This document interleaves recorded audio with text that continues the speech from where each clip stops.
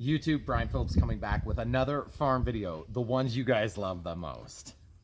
We have this beautiful 1025R with the 120R loader, and we love this tractor, and it breaks my heart that we are going to be replacing it with another tractor. We aren't going to keep it, even though I would love to do that, because we have nowhere to park it. Even if we had tons of money to spend on having a second tractor, we're not going to do that. We're going to get a bigger tractor, because bigger tractors means less opportunity to break this beauty that we love.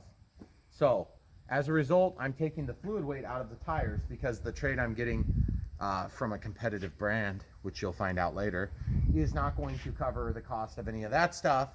And that's fine, because they don't care. So I'm going to take it out and I'm going to use it in the new tractor, because this stuff is not free. That being said, I showed you how to put it in. I'm going to show you how to take it out. Sorry. We have the loader on the ground on top of cardboard. We have approximately 28 gallons of capacity, 28 gallons or 218 pounds that we added in this tractor. If you're curious how we did it, and if you want to try to follow along and do it yourself, which I would highly recommend, by far the cheapest way to get weight from that tractor to the ground without putting all the weight on the axles, okay? Get a ballast box, or make a ballast box, or a ballast, or whatever, but then put water weights in there. Do not buy the wheel weights, they're a huge ripoff. So, here you go. This is the cheapest sump pump I could find that had a regular fitting for a hose, which I believe was what, like one, it's called 3/4 MPT. Yeah, I think so. To 1/4 outside diameter barb. And then I use this, which I just got at Menards. And this is the hose we're going to use. It's a Sioux Chief 1/4 inside diameter by 3/8 outside diameter by 10 feet. Okay, so it's a vinyl hose. Very easy to actually, you can actually see the threads. Can you make sure that focuses for them? Hold still. Yep. You see the threads? That's because I've been threading that onto the valve stem. So as you probably realize, we're going to have to use a stem remover, which is this doohickey right here. This again was the cheapest tool. I think we spent a little bit under $100 for all of the washer fluid that we purchased, and then we ended up putting like 28 gallons in. We got it on sale, minus 35 degrees. And then if I recall, Menards accidentally switched out one of the boxes because they didn't scan every little individual box. They scanned just like the pile. I accidentally had one in there with antifreeze, which I didn't mean to do, and they didn't mean to do, so it's no big deal. But I had one box with like minus 65. So it didn't really change anything. It's a little bit more red than purple. So this is the tool you need for that. They're very inexpensive. You could probably use a screwdriver if you're really motivated. The first thing you got to do with your tractor is you got to get the weight off the wheels, or at least rotate them to the top. I would recommend having the weight off. It's going to be a little bit easier to do. And then as you need to put more product out of the tire, then you can add weight. We're going to start with the front tires. Obviously, we have the loader holding it up. And so you can see I have the parking brake off, and I have the four-wheel drive disengaged. And it looks like it's dropped to where it's got a little bit of engagement with the ground just because we've been taking so long to get this started. So I'm just going to pull the valve stem, and you're thinking, you put water weight in that little dinky tire? Yes, I did. That's because I got several gallons in there. So we'll just let you guys watch this, and hopefully we don't find like a bunch of rust and stuff in here, because that would kind of suck. So you could do this, but you're going to have to pivot this. So in my case, what I'm going to do is start this up.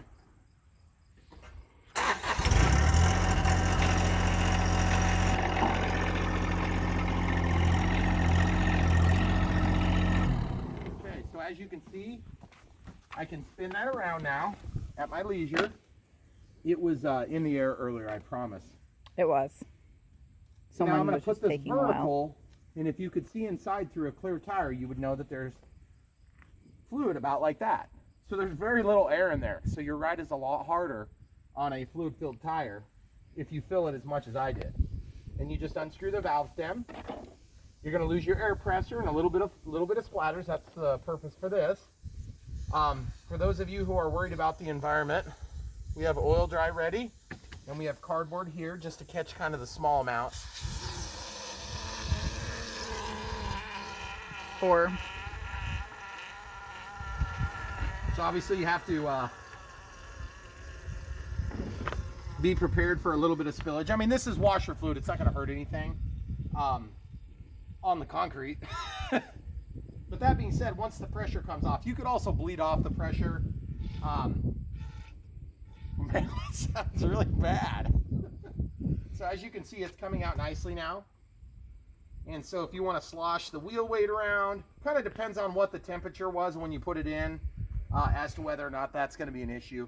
I'm actually not concerned at all about a little bit of this getting on the ground. I'd be more concerned about the antifreeze with animals. So you'll want to be careful about that, because some of the stuff is toxic. This stuff happens to be toxic. You can get different types of products that are non-toxic if you're worried about animals getting into it. So now that this is slowed down, what I had originally hoped to do was to basically hook this thing on here like this and just kind of screw that on a couple of... Okay, so once we go uphill like this, you see that? It stops flowing because we're pushing the water back to the back side of the tire, okay, because it's on a pivoting axle. So now I can take, this is 10 feet long, so I have plenty of room to twist it on without an adapter. Now you can buy an adapter if you really want to do that, but like, let's get real, guys. You're going to do this like once when you buy the tractor and once when you sell the tractor, or if you have to replace the tires, it's not that big a deal. Okay, so now I can either cut this off or I can just hold it up here. I don't know which one I'm going to do yet, but we're just going to turn this and push it down and get it as far as we can. And you'll notice that it's not going through. You see that? Mm-hmm. It started. So what we need to do is we need to flatten this out so that the gravity pulls it out. Or you can just let it pee all over the place like that. So we'll pause and get this figured out. Okay, so we ended up just cutting this end off.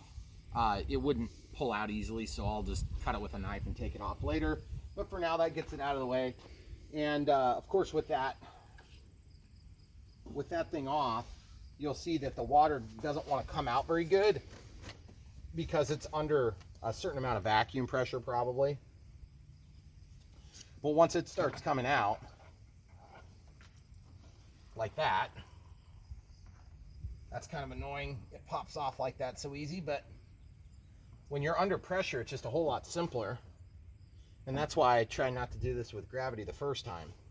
But you'll see the trouble I have is that it just keeps wanting to pop off of there.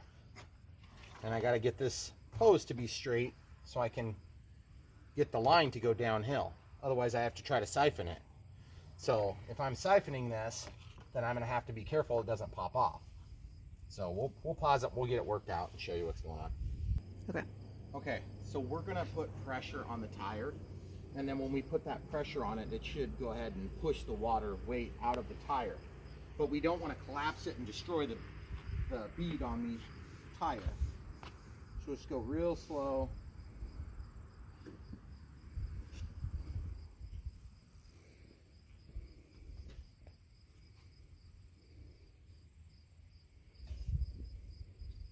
Is it engaging there? Yeah. Has it started flowing yet? No.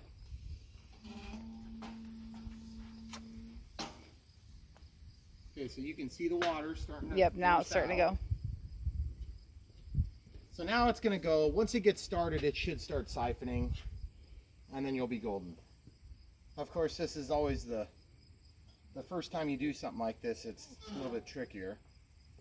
Okay, so once this water is out sufficiently, we're not planning on getting all 218 pounds out. If there's a little teeny bit left, it's not going to be the end of the world, but like I said, I just don't want to hurt the bead on the tire. So once we've started that, we can basically just start filling this, and then when I get to a point where I want to stop, then I just have to lower this to make an air gap. See how it's going? And see how it stops? Mm-hmm. Okay, so if I can hold that downhill, there will be a time where it's going to want to stop because the pressure is going to neutralize. So I could lift this up onto blocks or something just to get it higher than this container. That's probably what I'll end up having to do. Luckily with the loader, it makes it really easy. So the back tires are going to be the same process. The only difference is, of course, we have a little jack under here, and the bottle jack, we'll go ahead and raise it up. We'll turn the tire so that the valve stem is pointed down. And on the back, it's different because the axle is fixed. It doesn't pivot like this. We're going to have to jack it up and then when we're turned all the way this direction, as long as you're on a flat and level surface, it shouldn't start like shooting out like crazy. The reason that shot out like crazy is because the axle was allowed to tip, and it happened to be downhill a little bit. Of course, there's going to be some air pressure in there too. So you could also let the air pressure out with just a regular filler tool, and that'd be the other way you could do this. But as you can see, there's still fluid going through. So we'll come back and show you when we get to the point where we're pretty much done and show you how much we yielded from this process. Okay, so this is going to be the other method that we're going to use. This is just a hose. And be mindful, if you have a really long hose, you're going to have to fill the whole hose up. And when we're all done, we can just blow it out. So we have it open on one end with just the quick decoupler like we would normally use. And then, of course, we've got a regular filling tool. So what we're going to do is we're going to take off this cap, and we're just going to try this, and hopefully it works just like I expect it will. Of course, nothing ever quite goes to plan. So I'm just going to hold this in here, and then this is going to be restricted by the valve. Okay, so the valve is going to stay in this time. So you see it going through the hose yet? Yeah. I don't know if I can See it? I can see it. I don't know if I'll be able to see it. It's going through. Oh yeah, I can see it on the camera now. Now watch. Now this is the reason we're doing it. Okay? So what I could do on these ones is I have a different type of clamp-on tool that I could hook onto the front of this, and I could just clamp it onto the tire and just let this work. And that would be kind of nice because then I can work a little bit quicker. Mm-hmm. And the only problem is, as you can see, guys, it's gonna, first of all, it's gonna be pretty slow if we do it this way. So the easier way might be to use the clamp tool, lift it up with the jack. The thing that's nice is you can stop and you're never gonna have that much loss. Right. Except you will have What's in the now hose? in your hose. So that's really easy to deal with because then you can just pop off. You just pop this off and just slowly lift the hose and let all the product come out. Of course, you have to have a hose you're willing to get a little bit of residual in. So if this is antifreeze, or if this is just washer fluid, it's probably not a huge issue, but just blow it out with air when you're done and let it dry out. So that's the other way you could do it. I think honestly either way is going to be pretty good, and it's going to get most of the fluid out. It's not going to get 100% of it out, and I don't care to do that, especially on the back tires because they're fairly big, and I have no interest in dismounting the tires and trying to flip them upside down and all that. It's just not worth it. Nope. So I hope this helps, guys. We'll show you the yield at the very end of the video. So thanks for watching. Okay, so this is the clamp-on style that I was talking about a second ago. You can get them in a couple of different directions. Sometimes they've got a little bit of an angle to them, so they're a little easier on these valve stems. But I'm just going to hook this up. Same hose we used before, but I'll just show you how this works. Now, the other thing is you could grin and bear it. You could jack this up, roll it around here, take the valve stem cap out, lock it on, and then spin it around too. But look. See, guys, now this will be under pressure. And you can see it's coming out pretty good now. See?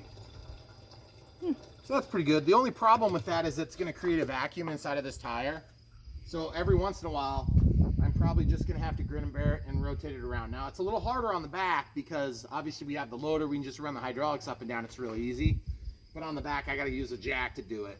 Can I ask a really dumb question? Could you use the 3-point? No. No. Could you take that off, put some air in it to like fill the space back up, and then just put that back on? You could. Okay. And that would actually work pretty easy because then I could just hook up the hose to this with it going uphill, and then I'll just force the little bit of fluid back into the tire. Okay. So yeah. as usual, listening to your wife proves to be a smart maneuver, which I always try to avoid doing. So anyway, we're going to let this work. And as you can see, guys, there's just a little bit that's going to be lost here. It's not like a ton. I'll wipe the tire off so you can kind of see that initial one. We got a little bit more leakage. But it's almost just when you take it on and off that it's just yeah, it's just mostly when you put it on and off. Yeah. And if you really want to see this go fast, then I can lift up the loader, which would actually put a lot more pressure on the back because it's going to shift the weight back here. Well, once we get the front tires, there's not as much in them. You could also put a ballast box on or something and then just provide a little extra downward force, and that'll, but again, I don't want to break the bead. Right. And I don't want to damage the tires at all. And then when it's all said and done, they'll probably still be I don't know, 50 or 100 pounds worth of fluid in here. I mean, I'm not going to be able to get it all. And like I said, I don't care to get it all. I just want to get a lot of it and see what we can get out of it. It might be worth it for 5 volts to get the liquid out of these. The front ones are going to be so inconsequential. So I just hope it doesn't do like about half of a bottle and then stop because we're downhill right now.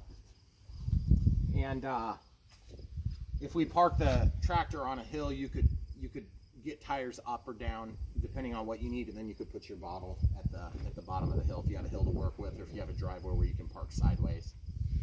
So that's about it. That's how I'm going to do it. And like I said, we'll show you at the end so you can see how many we yield. We have all the original boxes we kept. We did not keep all the containers, but we did keep the boxes because that's just yours truly.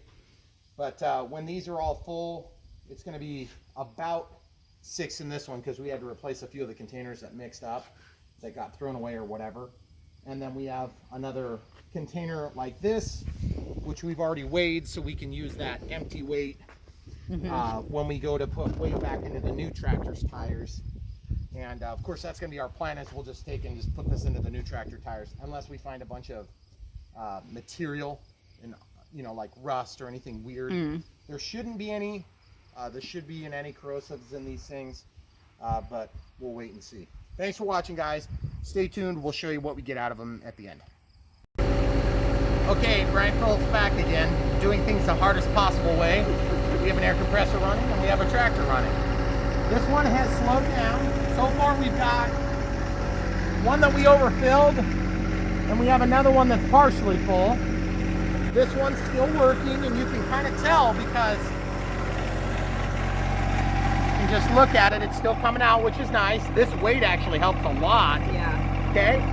And the other thing is, you'll notice we're not even close because obviously we've got 28 gallons, would have been 11, 12, 13, 14, I think is the way it broke down. We have the engine running so we can adjust the hydraulics if we need. We have the jack on ready standby if we need to jack it up so we don't destroy a tire, because being on the weight of the machine is not going to destroy a tire immediately. You usually have to drive on it for that. So, if I want to push down the loader, that's going to bring the tire up on the other side. You'll notice this one's hanging down because it's still water weight. Since we're in neutral, it rolls the tire every time you do that. So that actually puts more pressure onto this back tire, but it rolls it up higher. So long as we have enough fluid in there, that's fine. And it just keeps working, and then occasionally you'll see a bubble make its way through. On this, see, we got an air gap.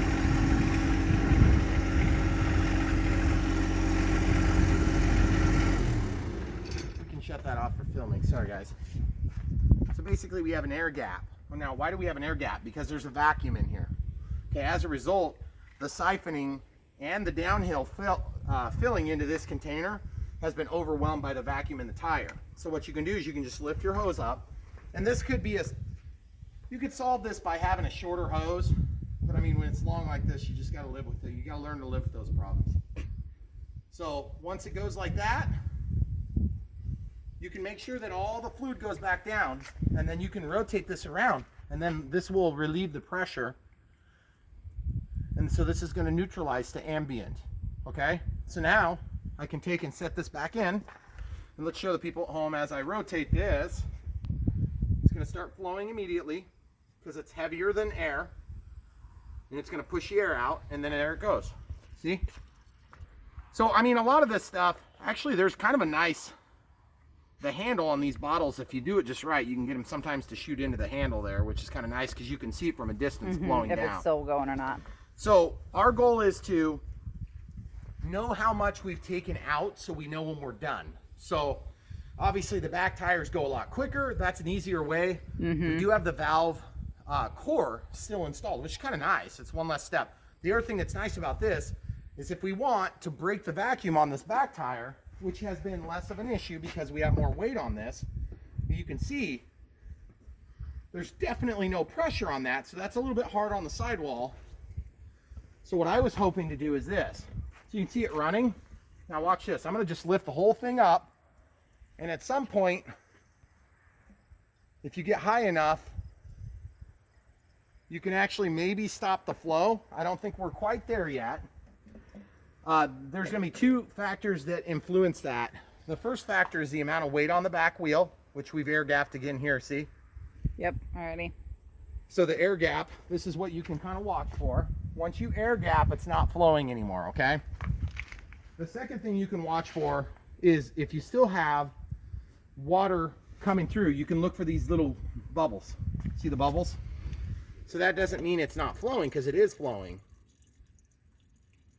But those air bubbles are coming out. And you got to remember, see, look at this. Just don't let this get away from you, because you got to be prepared to switch. And it's really, really easy. Just take your next one and put it over the hole, and you're in and ready to go. And then you got to let a little bit of water get in there so it doesn't tip it over or stick that in further. And here we are now. What are we to? We're almost to 4. Obviously, this first one was a little bit overfilled. And so when we consider our overall 28 gallons of input, we have some spillage. I would say we probably spilled a few cups. It always looks like a lot more than it really is. So the reason we show you guys this is because some of these processes, this isn't really hard. It's just kind of, you just got to be in 3 places at once and then try to film it for YouTube. Mm-hmm. So if you're not filming it for YouTube, it's actually pretty dang easy. And we spent virtually nothing. I mean, what, like a few cents on diesel. Right.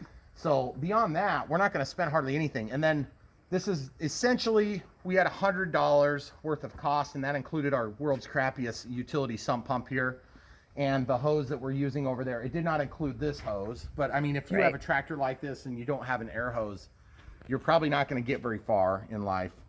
So I would recommend getting one. Would it be easier to just fill it into a big container and just have a bunch of it, since you know you're going to reuse it, or is it actually easier to fill into smaller? Would it matter? The reason it's easier to fill into smaller is because we can then measure the weight easier. Because if I have to pick up that big container and it's full of, like, let's call it 15 gallons of fluid. Yeah, it's a big container. Maybe not 15 gallons. Let's call that 10 gallons of fluid. That's going to be really heavy. So the other thing too is you got to remember, like in these containers, I can store these on the shelf real nice and wait for the next time that we need it again. So like for instance, if you want water weight in your zero turn during a certain period of the season, but you don't want water weight during another part of the season, then you can do that. This would be kind of a tedious thing to do if you're going in and out each season. But the thing is, it's really not that big a deal once per tractor purchase. And being that we're going to be getting a tractor that's significantly larger, we're going to end up with a lot more fluid going into it. It's not really going to hurt us at all. But if you went from a big tractor to a small tractor, you're probably just wasting your time. Plus, the other thing, if I was selling this on a private party, then I would just do this as a value added for the person buying it. But since we're selling this and we're getting a competitive brand, they're not really after this, which just drives me nuts. But at the same time, because I really love this tractor is awesome. It's been a great tractor. It's done everything we wanted 95% of the time. And when I say 95% of the time, the other 5% of the time is when you get to the lifting capacity, and all tractors have a lifting capacity, and you find them out really quick, even if you get a big tractor. That being said, we're going from this, which is 25 horsepower, up to something that's going to be a 60 horsepower, and it's going to have 1 inch of clearance. We hope. We hope. Because the way we measured, half to 1 inch of clearance, which means our weather strip is probably going to have a big mark on it. Yay. And that's okay. That's a good problem to have, in my opinion. So that being said, we're going to show you how you break the vacuum. This vacuum here on this tire, I'll show you my idea, and it should work just fine. We've got pressure in our compressor. Keeping in mind, this will stay mostly dry. It's not perfect, but it's going to be mostly dry. Okay? And you can tell that when I lift this, you'll eventually get it to a height where it slows down. Okay? So now, camera crew, I'm sorry, you're going to have to hold that for a sec. I got it. I just want to do this up here so I don't have pressure issues. It's going straight in. You hear the bubbles? Yeah. Look at the tire. So it's going up. Isn't that crazy how much bigger it gets? Yeah. Okay, now show the people disconnecting. Okay, so just a little bit of poisonous spray, no big deal. We do that all the time around here. So now we'll just let that back down and we're settled, and we may have to rotate the tire to get the air to back. force that back out. Back down. So that's as simple as you can make it, guys. So now we must be getting low enough that we're actually off of the valve stem. Because when we increased that pressure, it lifted the tire just a little bit. Yeah. Now we've stopped over here. So option one would be to put the jack under this end and possibly just take this tire off. We could also just try to, you know, let the air pressure break. Okay, so we'll go this way. And obviously it's not going to flow. I could also do this, and I can break the pressure that way, but then that requires I take it off. But we can spill all the fluid that's in there. All of it can go straight into the vessel. Okay, and then we can start from a clean slate. And we can get this thing screwed on again. It's actually pretty easy because once you get some of this cleaner on the hose, it is nice and lubricated. And who doesn't like it when it's nice and lubed? I think most people do. I think most people do, yeah. It's usually the preferred. There we go. So now it's going to start again. And you're going to find that when you get to the bottom of the sequence, you're going to get to that vacuum pressure quicker. Yeah. So when you get to the bottom, then you switch gears and all of a sudden you're going to use the weight of the vehicle, but you're going to do it carefully so you don't break the sidewall of your tire. Obviously you can have the front weight of your tire and it's not going to destroy it. But I may actually switch gears and put that valve cap back in or the core back in. And then I can actually force air pressure into it. Yeah. So anyway, guys, that's how we're doing it. We've got, I don't know, probably 45 minutes and screwing around on this. And some of you are thinking my time is worth more than $100. Or it's not $100 for this stuff. This is 28 gallons would have been 28 times $1.97 times 1.06 in our case. So whatever that is. So if you figure on $60, that was weird. Oh, the wind. I thought that was a tire. No, it was the wind. So sorry, my cardboard spill solution, which worked horribly by the way, just got kicked up by the wind. Oh look, see this? We're getting bubbles in there. Hey, we need to watch this one because this one's going faster. It's getting bubbles Oh, too. and we put our lid on to measure. Yep. So we also measured the empty weight of this. Okay. Okay, so that's going. So now we measured it with the lid. We measured it at 0.24 pounds with the lid. And so in our case, it's going to be 0.05 pounds on the basement scale. We must be hitting the air side of things over there. That's interesting. But yeah, so that gets us up to not quite where we need to be. Obviously, the water weight in that tire would have been consistent with about 11 gallons. And the water weight up here would have been consistent with about 3 gallons. So that would get us up to 14 gallons 14 or on so. that side. I think that's the way it broke down. Anything else you want to add to this? Do you want to show them like lowering the pressure just to see this overspill and shoot all over the place for extra excitement? Well, we could probably do that off camera. Let's do. You want to do the embarrassing things off camera? Well, I mean, we Where's could the fun in that? always start something new. Yeah, I know. Yeah, we don't want to change our whole process, right? So there we go. So that's this tire, and then we'll have a pretty good idea of what we can get out of it. And then we'll know when we're empty.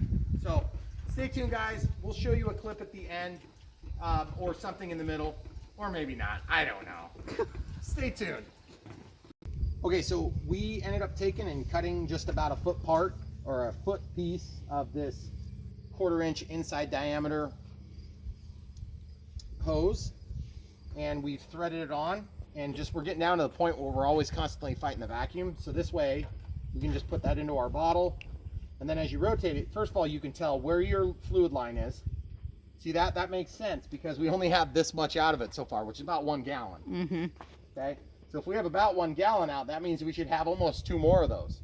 So as soon as it starts going, you can tell exactly where your fluid line is, first of all, and then second of all, you can get this down low, and there it is. Now it's flowing. Okay, and then the nice thing about this is to break the vacuum, you just have to go up past, let the vacuum break, and then you can go like this, which works really nice. It's a lot easier. So, and as you can see, we've obviously got the tractor lifted up, so that works out nicely.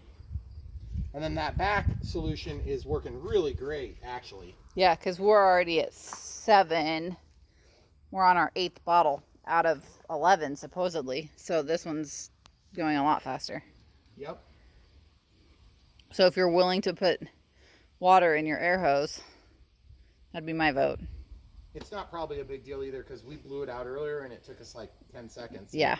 There's already going to be a little bit of water in your air anyway, just because it picks it up from the ambient air. Yeah. And it compresses it, so you end up, that's why they put water filters on air systems. So this should work out pretty good. I doubt we're going to recover 100%, and I don't know if I even care yet. So, but we'll find out. I'm pretty big cheapskate. Can I vote?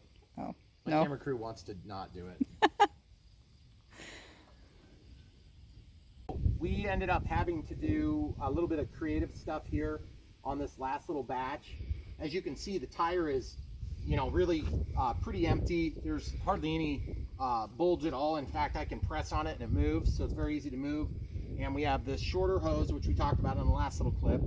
But as you can see, we're kind of getting to the point where we can't get any more out of here. And each of these, we measured with a cap, and with a cap, each of these bottles weighs, oh man, is this going to be perfect or what? Oh my goodness. Oh man, so close. So basically, with each of these, you can see how we're like almost totally full. Son of a gun. See that? So basically what we've got here is we've got 3 completely packed. This is probably 8.45 pounds. This one's probably 8.3, and then this one's probably 8.35 or somewhere in that area. And we're 0.25 pounds with the cap and the full bottle. So we got exactly 3 full, they're not gallons, but that is 3 8.375 pounds up here. And the way we accomplished the last almost 2 full gallons, I would say like gallon and a half. Gallon We got and a half the at first gallon and least. a half out easy. The second time we had to actually come in here with a couple of wooden blocks and just lower it down. Because of the pivoting axle, it's a little bit more complicated. And we also had to have the loader, which made it really easy. If you were doing this with a jack, it'd be a pain because I was able to lift it up and lower it down and just kind of keep that valve pointed down like this. And as I lowered the tractor, then it would compress the tire because we could just not, there was just no way to get that liquid to come up over the valve or over the I mean, we get the core out of this too. So that's what we're going to now do on the back, but it's going to be a little bit more complicated given we don't have a loader or backhoe bucket to lift it up. So we'll just use the jack to do it. And obviously with the jack, we're going to get up under here where you would have your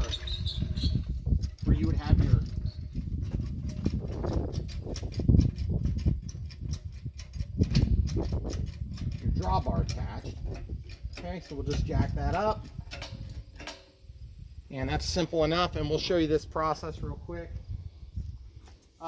So we have so far out of the back, we have 1, 2, 3, 4, 5, 6, and you can see 8.4 minus 0.25, okay? And then this one here is almost full, so we'll just keep track. And the idea is, at the end of the day, we want to figure out how much of the 218 pounds worth of fluid that we took out of these tires. And the closer we can get to 218, the better it's going to generally be, because then they're dry tires. Because this poor schlub that buys this thing is going to be like, why is there water in here? Because he's going to go to put air in there and there'll be a little bit of potential moisture. So the moisture won't hurt anything, it's not going to freeze, and it's not going to hurt the tires, but it is a factor. So I want to try to get as much of it out of there as possible, plus they're not paying for it. So all right, we'll come right back and we'll show you this. Okay, so we're going to put the valve core back in, which is super duper easy. Basically all this thing is a little check valve, and as you depress this, that allows the air in, but then doesn't allow the air back out, which is pretty cool. So in order to do that, you just drop that into the hole. Try to get my shadow out of the way. Then you just put this tool in there and you just spin it. It's very easy, just like a screw or a bolt. Just go until it's tight. You don't have to be super tight, and then you can put your cap back on. Of course, we have to put air pressure in here. So we'll just show you that everything goes back together exactly as expected. And we'll actually go ahead and put pressure in this tire right now, just to show you that everything is going to be fine. We're still plugged into the wall. This thing is awesome. We did a review on this thing, believe it or not. We did. We had kitties. So we'll use this hose. Notice there's no moisture in there left. which is really nice. Just a little teeny bit coming out. So that doesn't bother me. Turn this thing on. It goes to 200 PSI. Okay, so what are we supposed to have? This max inflation US. Okay, so where is this one? What is this thing? 22 PSI. Max 150 kilopascals or 22 PSI. Now I don't have the weight of the vehicle on here. Okay, you can see it start to bulge. And then when I let go of this, it tells me the PSI, which is really nice. So I'll probably go to like 20.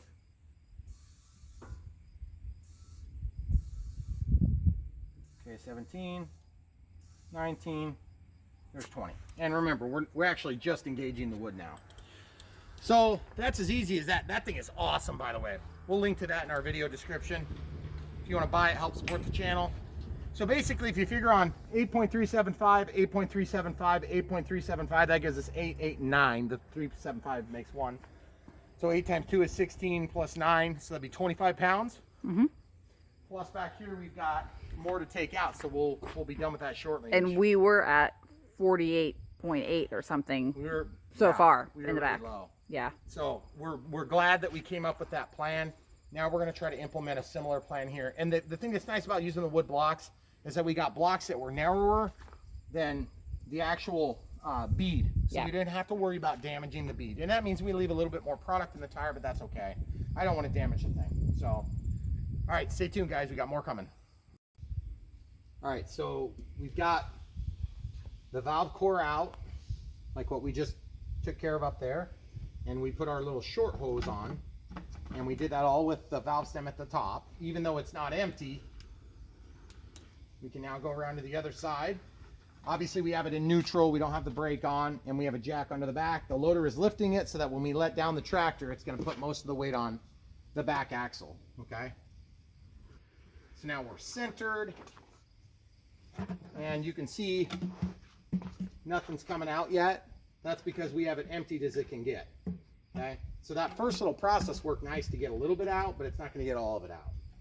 And we have enough so that this can still be down lower to the ground and still make it go into the bottle, okay, because that's critical, okay? It's going to be a little bit harder because we're not using the loader to do this, okay? So I have to actually jack it by hand, and that's no fun. So now when I let this jack down, it should start coming into the bottle, and if it doesn't, then our next recourse is going to be to put those blocks underneath. So I'll just slowly let it down. Hopefully everything doesn't shoot everywhere all at once. There it goes.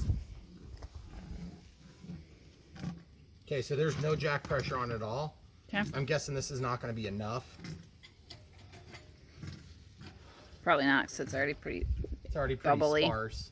I mean, it's going though. It's bringing out more fluid. It's going to be easier if we have wood blocks. So we'll just jack it here. Show the people so they can see me jacking. Okay, so we're going to lift it up like this. And you just need to be a little bit careful because obviously the bucket is squaring the machine. So as you jack this up, it could roll. So you need to be aware. If you're on a hill, don't do this. Okay? You're going to have to jack it a lot. You're going to have to jack all the tons to do this process. And if you're not into jacking, you won't like this job. Maybe just one. Think that would be enough? We'll try it. Nope. I can go higher. I just didn't want to work harder than I have to. What's the fun in that? We're good at that. We'll leave that almost to your imagination. Since we're kind of removing all that. I'm thinking that, show the people how wide this is. See, it's wider than the tires. So this, you don't want to pop the wheel off of the rim. So I'm going to go like this, which will help protect all the rest of those vulnerable components. Okay, now watch how much starts coming out now. As I just real slowly get it started and then let it go. There it goes. See how fast it's going now? Yeah. And we just don't want to damage anything. but we want to get as much liquid out as we can. I wonder if I should have slid this in there further so that there was more surface area. There's just as much. You see why we'd be concerned? Because it's going to displace that tire. But this should help protect the sidewall. And then you also, you're going to keep that seal on the seam of the wheel there. We're not going to break the bead. Is it going pretty quick? Yeah, it's still going pretty fast. Okay, It's so I'm going going to even lock faster. that. And then basically our whole process is simple now. We just have, when this gets to the full point, then we just lay this over the top and we just switch the hoses over. Yep. And we just do that probably a couple of times, I'm guessing. A lot of jacking involved. Yeah. We'll get it done. You can see how this side over here is hanging down. So there's a low point here where my hand is. So what we need to do the next time we jack it up is we need to roll. We need to put both of the blocks so that it covers that whole surface area, and that's going to displace this little bit. Okay. Oop, here goes.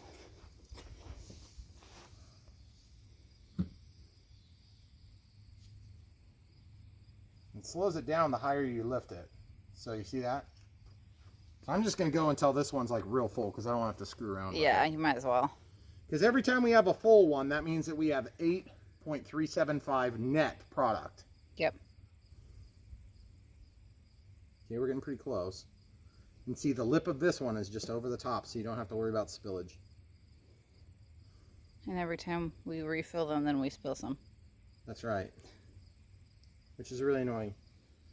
I mean, it's not a big deal. I'm not super worried about the inconsequential environmental impact. I'm worried about wasting product and then also having bad numbers. You see when you lift these, Get a little bit of air. puts a little bit of air in there, but that's okay. You're not going to get around having that.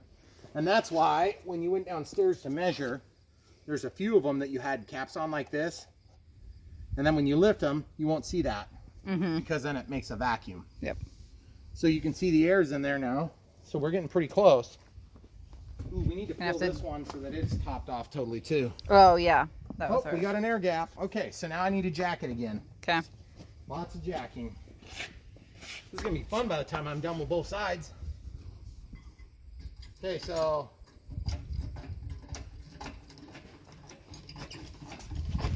we'll just do that, and then the next thing I'm going to do is just push those blocks forward.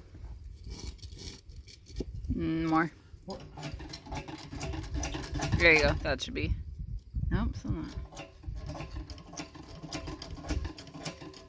Okay. Okay, so now when I do that, is it pretty much centered the Yeah, track? it is now. You want to let the jack down slowly again, and that should displace a little bit more moisture this time. Now we're getting into the liquid. There. Good. Okay, so the jack is actually off right now, so I want to get that engaged so that when we're ready to lift, it's not a big question mark or a race to get things positioned.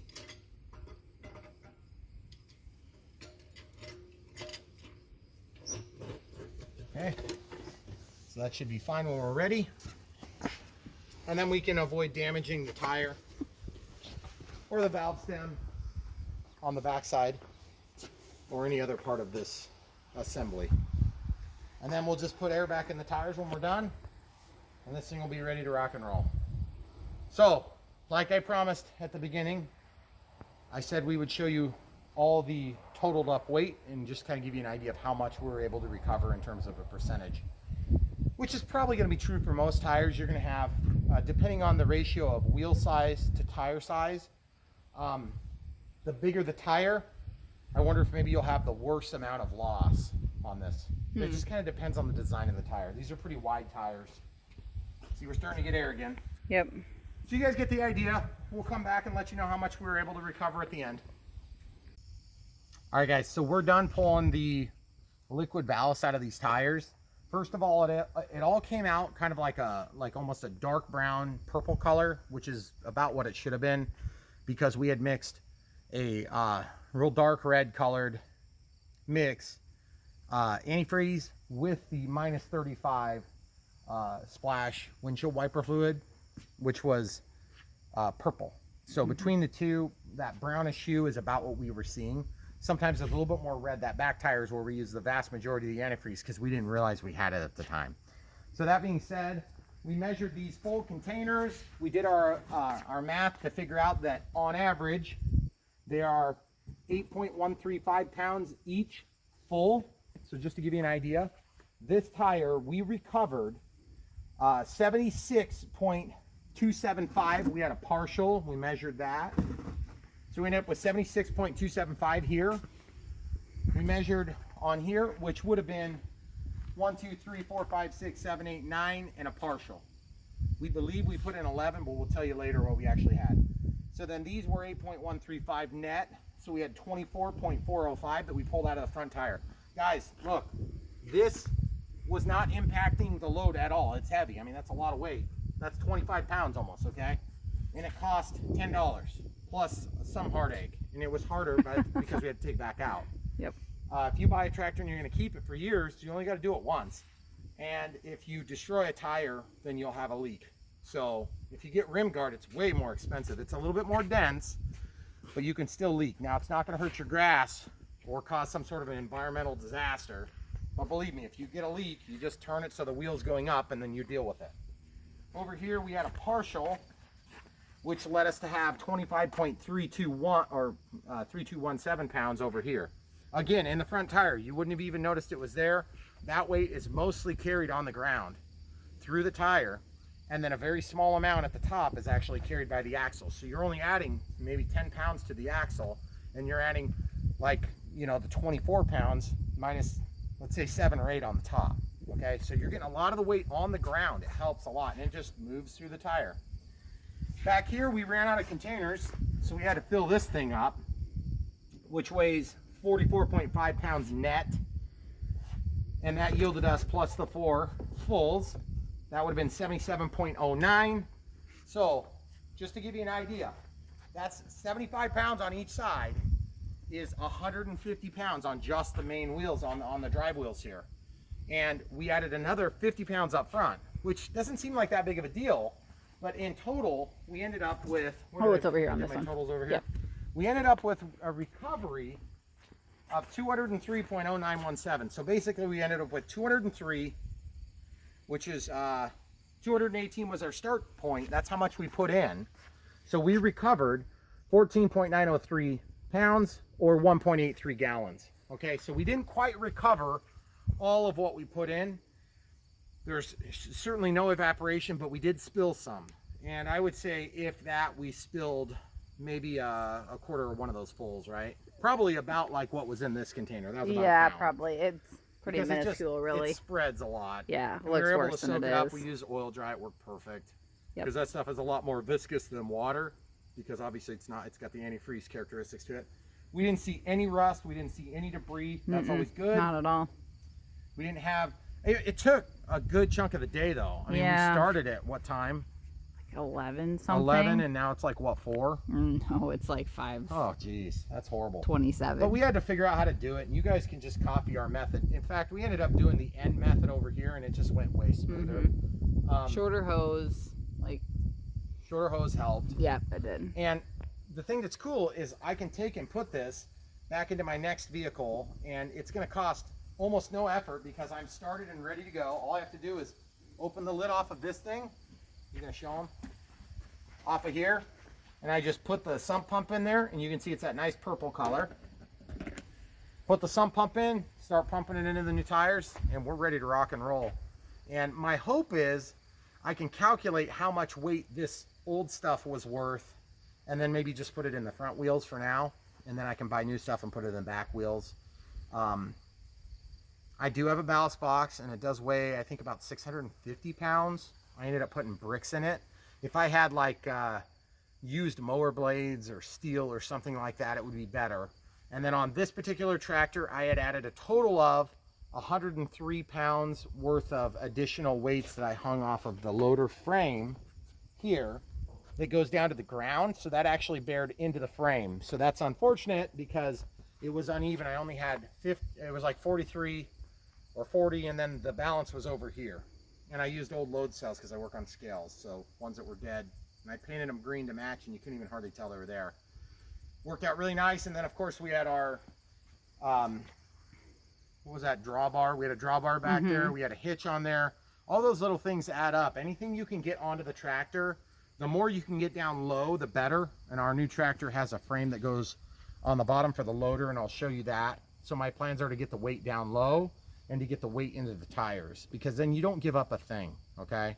And if you're using an implement that's heavy, of course, that's going to give you ballast, which is going to help mostly with the front end loader. But when you're running around on hills like this, you have to be careful so you don't get killed, because you roll a tractor over, you can get killed. So beyond that, camera crew, any thoughts? I mean, other than the fact that it was not very fun? We've done worse. I mean, it wasn't that much money, but it's like, I don't know. I just have this thing about, you know, if I'd have sold it and somebody cared, then I would have let them have it. And it wouldn't have really hurt me too much. It was just time consuming. It was I mean, there was a few frustrating just getting it figured out, but yeah, that's part of doing projects together. With me. Yes. But yeah, so basically there you have it. It goes in, it comes out mostly. If you were to replace this tire, then your tire guy is going to know that there was fluid in there, because you're never going to be able to get it 100% empty. But definitely, I would not take them off the rim, because by the time you take this off the rim, you're going to have this much depth of the tire that's going to hold that liquid, and you're going to have a really hard time getting it out. Yeah. It's going to be near impossible.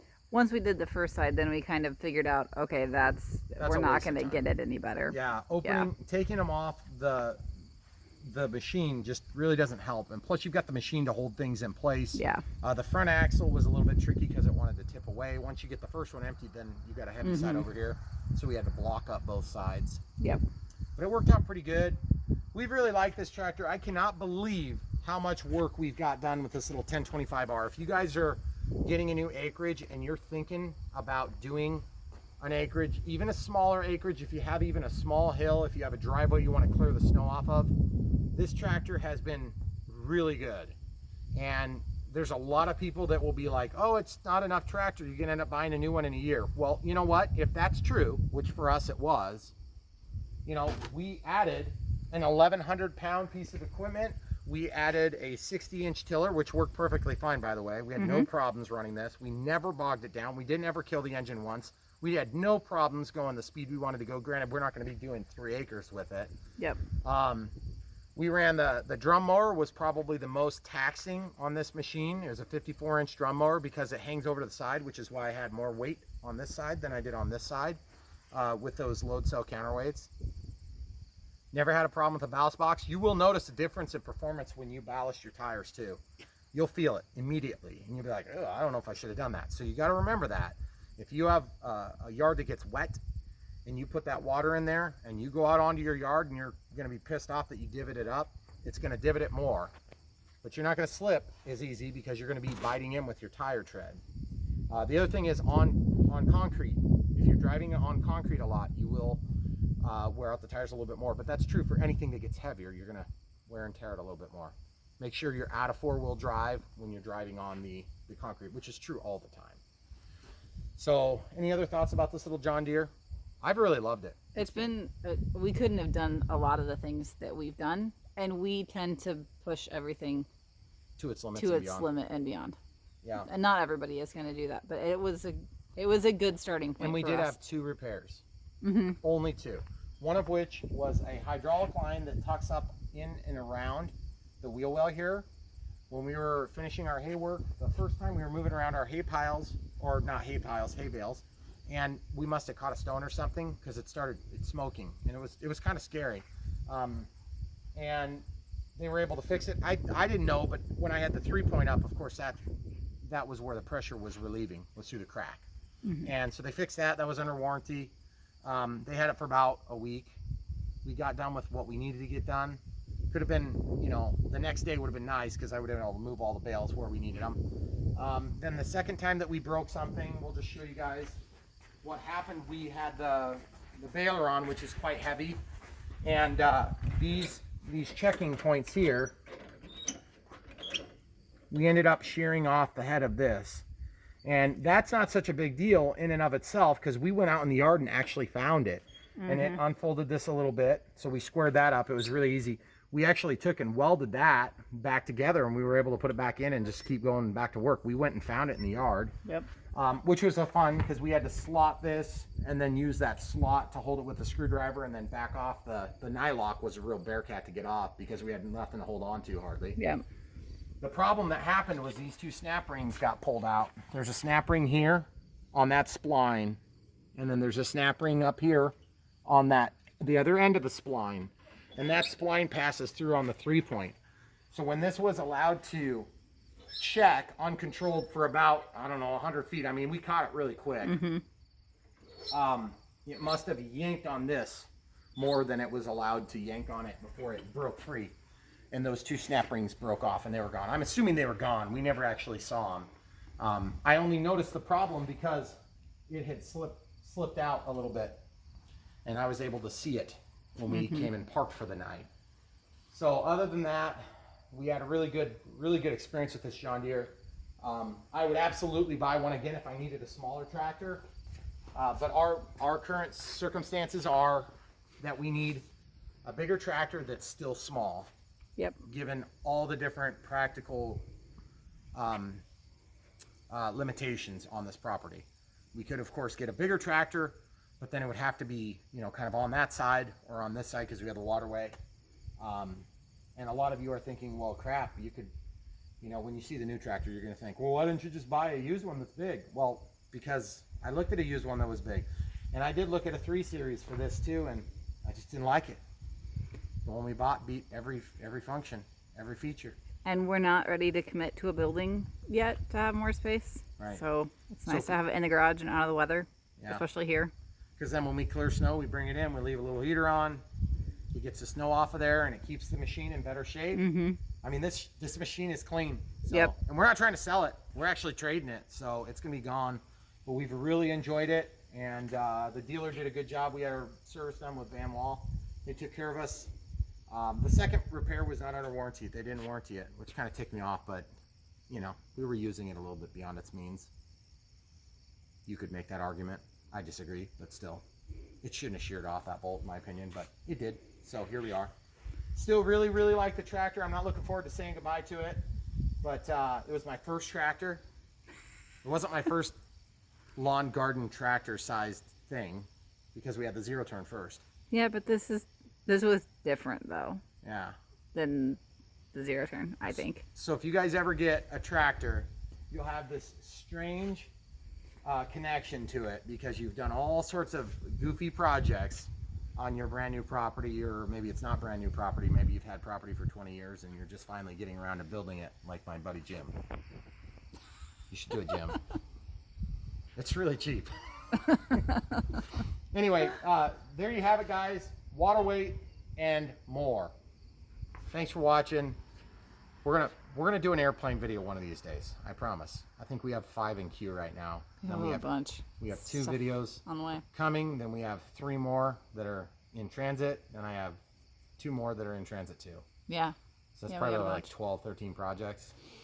So it'll be coming in the next few months, and take advantage of the weather. It's gonna be nice like this for a few minutes. Next thing you know, there's gonna be snow up to here. Yeah.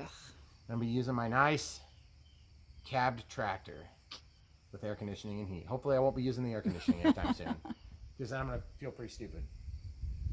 All right, that's all you get. Come back for more. Thanks for watching, guys.